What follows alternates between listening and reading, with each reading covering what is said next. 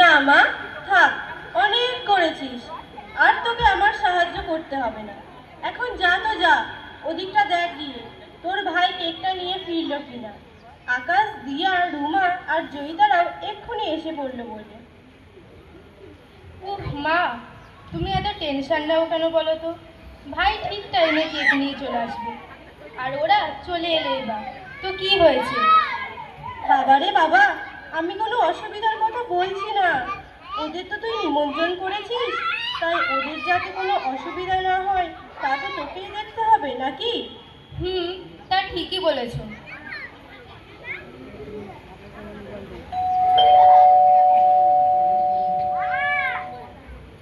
ওই দেখ, বলতে বলতেই ওরা চলে এসেছে।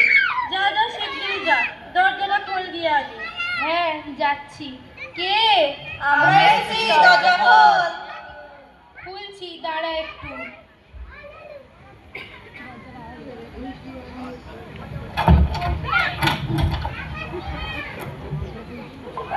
Happy birthday Julie.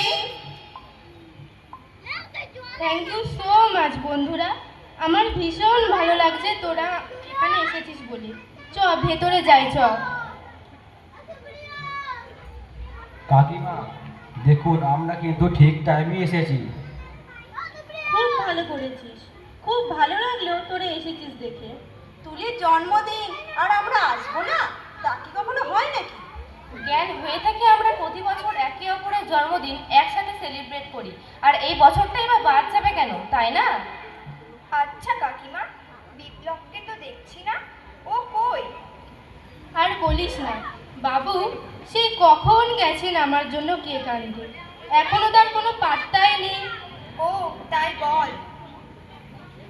আচ্ছা, যা দেখি তোরা এবার ঘরে গিয়ে বস। হ্যাঁ হ্যাঁ, হ্যাঁ, চল চল, চল চল, চল চল, চল।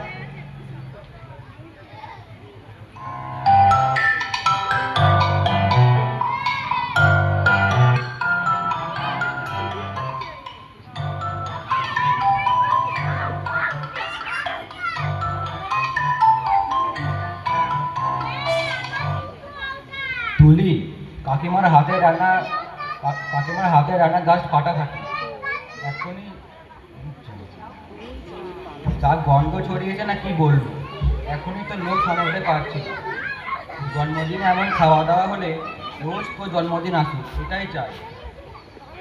হ্যাঁ রে, সত্যি কাকিমার হাতের রান্নার জবাব নেই। কিন্তু আকাশ, তুই তো শুধু খাওয়ার কথাই ভাববি। কালকের ওই ভূগোলের শিলামণ্ডল চ্যাপ্টারের মক টেস্টের কথা মনে আছে তো? দিয়া ঠিকই বলেছে, কাল স্যারের টিউশন নেই বলে আজ মন খুলে আনন্দ করতে পারছি। তা না হলে শিলামণ্ডলের ওই আগ্নেয় শিলা আর পাললিক শিলার পার্থক্যগুলো পড়তে পড়তে আমার মাথা অলমোস্ট শিলাই হয়ে যেত। আরে রুমা, ওটা তো বেশ ইন্টারেস্টিং। মাটির নিচে ম্যাগমা কিভাবে জমা থাকবে সেটা কল্পনা করলেই তো মনে থাকে। আমার তো বেশি ভয় লাগছে অঙ্কের ওই ত্রৈরাসিক পদ্ধতি। আকাশ, না বললি শর্টকাট জানি? আমি তো নিজেই অঙ্কের গোলক ধাঁধায় আটকে আছি রে জয়িতা। তবে হ্যাঁ, ত্রৈরাসিকটা একবারে ধরে ফেললে সহজেই কিন্তু। তোরা আমার জন্মদিনে এসব পড়াশোনা শুরু করে দিলি, আজকের দিনটা তো রেহাই দে। এই সত্যি রে, আজকের এসব আলোচনাটা কাল থেকে এসব এমনিতেই কন্টিনিউ করতেই হবে। ওকে ম্যাডাম, ডিল ডান।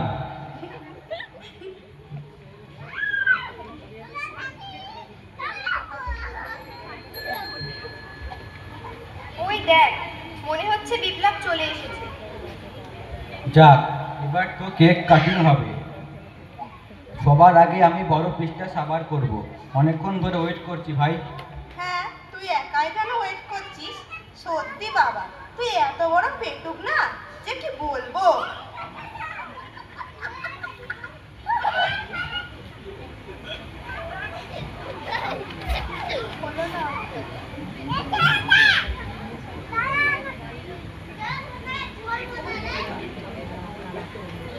কি হয়েছে রে বিপ্লব, মুখটা এমন লাল হয়ে আছে কেন?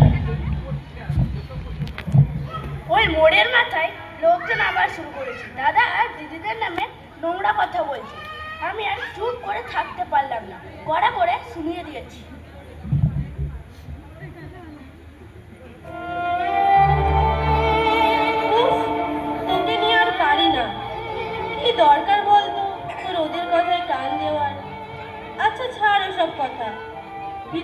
সকলে তোর জন্য অনেকক্ষণ ধরে অপেক্ষা করছে।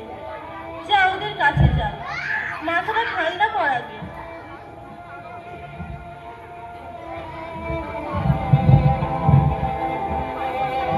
হ্যাঁ, যাচ্ছি।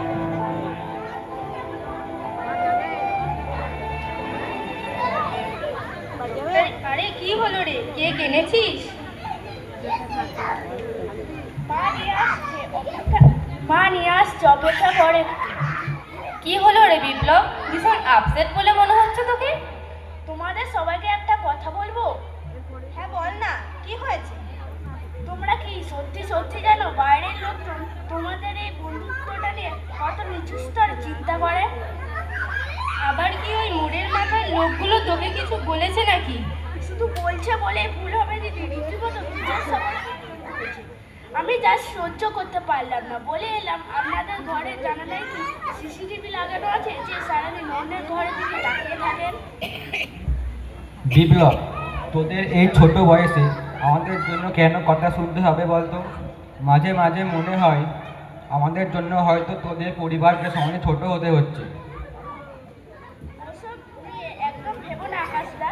তুমি আমাকে অঙ্ক দেখিয়ে দাও, ইংরেজিরাও তো আমার কত সাহায্য করে পড়াশোনা। তোমরা তো জানো, তোমরা তো কোনো অন্যায় করছো না। একদম ঠিক বলেছিস। গত মাসে যখন আমার টাইফয়েড হয়েছিল তখন তোরা চারজন মিলে আমার নোটগুলো যেভাবে তৈরি করে দিয়েছিলিস, সেটা কি আর ওই বাইরের লোকগুলো দেখবে? দেখবে না। তারা শুধু দেখবে আমরা বিকালে একসঙ্গে টিউশন থেকে ফিরছি কিনা।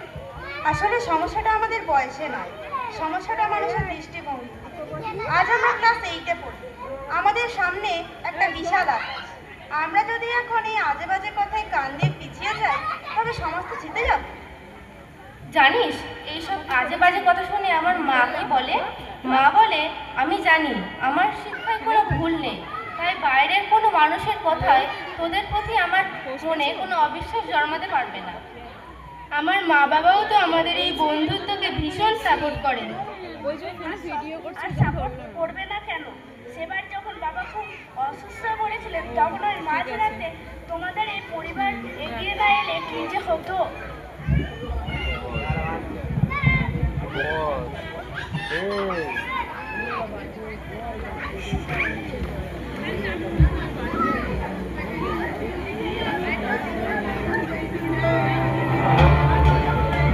এটাই তো বন্ধুত্ব রে। মানুষের চোখ তো আর ক্যামেরা নয় যে সবটুকু দেখবে।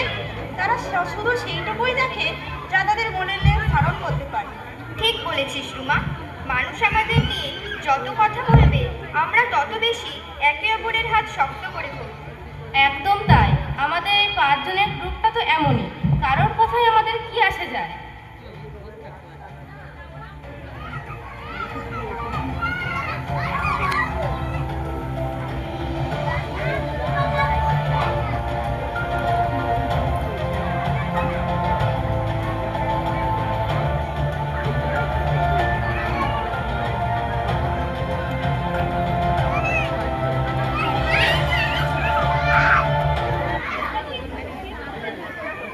আমাকে শেষ পর্যন্ত তোমাদের এই দল থেকে বের করে দিলে। এ মা, তা কখনো হয় নাকি? তুই তো আমাদের সকলেরই আদরের ভাই। একদম ঠিক বলেছিস দিয়া। কি বলিস তুলি? জানিস ভাই, আমি ভাবতাম তুই হয়তো ছোট বলে এসব বুঝবি না, কিন্তু আজ তোর প্রতিবাদ দেখে মনে হচ্ছে তুই আমাদের চেয়েও বেশি বড় হয়ে গেছিস। তা জানি না রে দিদি, আমি কত বড় হয়েছি, তবে এটা বুঝি যেখানে আমাদের বাবা মা আমাদের ওপর বিশ্বাস রাখেন, সেখানে বাইরের ওই পরানীতিদের কথায় আমাদের কি আসে যায়। তবে একটা কথা আমাকে বারবার ভাবায়। কি কথা? খুলে বল। আমি ভাবি যে আমরা তো সেই ছেলেবেলা থেকে এইভাবে একসাথে মিলেমিশে বড় হচ্ছি। আগে তো কখনো কেউ এ বিষয়ে কোনো মন্তব্য করতো না, তাহলে আজ কেন? আমরা কি বড় হয়ে খুব বড় ভুল করে ফেললাম? 11:30 না, 11:30 নয়, 10:30 10:30।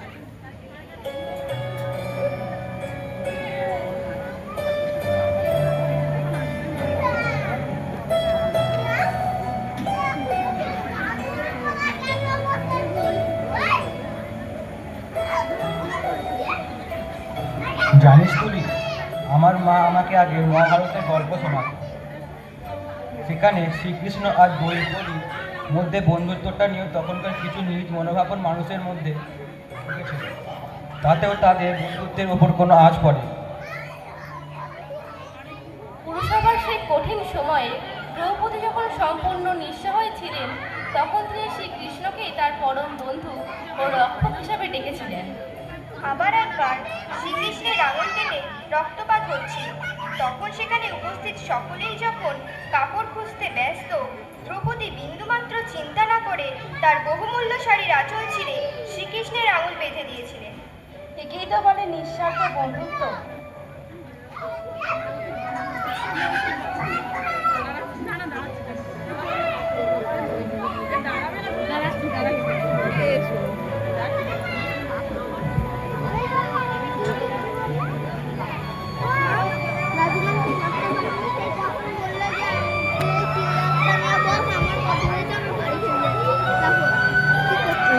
নাদিনীর প্রোগ্রাম দেখছি।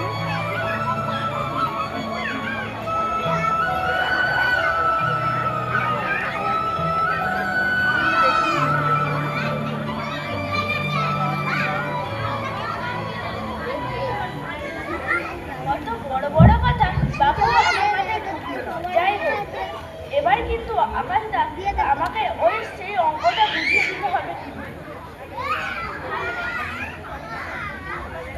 তবে সত্যি অনেকক্ষণ তো সিরিয়াস কথা হলো, এবার একটু জমিয়ে খাওয়া দাওয়া হোক। এই তো কাকিমাও পায়েস নিয়ে চলে এসেছে। ওমা, দেখো, তোমার ছেলে কিন্তু আজ আমার বন্ধুদের হয়ে বিশাল লড়াই করে এসেছে। আজ ওকে একটু বেশি করে পায়েস দিও কিন্তু। আমি সব শুনেছি রে, এই বিষয়ে আমিও কিছু বলতে চাই। হ্যাঁ নিশ্চয়ই কাকিমা, বলো না কি বলবে।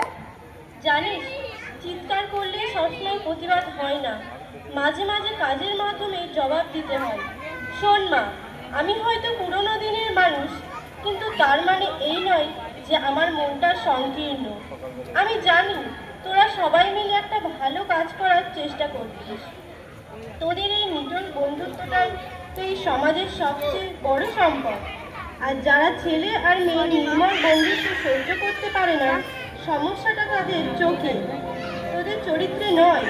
তোরা তো একে অপরের হাত ধরে এগিয়ে যাওয়ার স্বপ্ন দেখছিস। আমি তোদের সেই স্বপ্নকে স্যালুট জানাই। আসলে যুগ বদলালে মায়েদেরও বদলকে সাদরে সম্মান জানানো উচিত, তাই না?